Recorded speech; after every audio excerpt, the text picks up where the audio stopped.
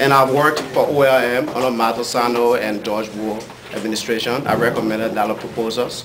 And recently I served as chairman for the July 26. When I sent my report to Martha, with having the follow above, she told me this is the first comprehensive report I've ever received as a president in Minnesota.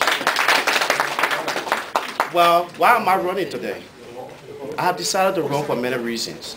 One, because of the credible people that I look at today. They are indispensable, and believe me, this is the only choice we have. But I have a reason why I have aligned my philosophy with them, and that is to expand the board. How? I don't want to tell people structural change, but I want to tell you what type of structural change I'm looking for. Okay, I will leave no room unto it. And that is, we want to expand the board to 12.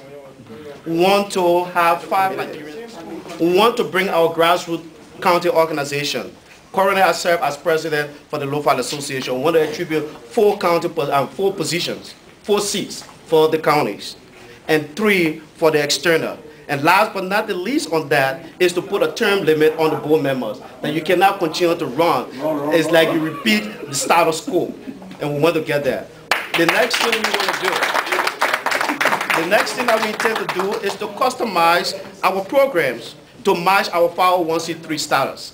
What do we mean by that? One is to end this year, no more election for president but executive director appointed by the board of directors.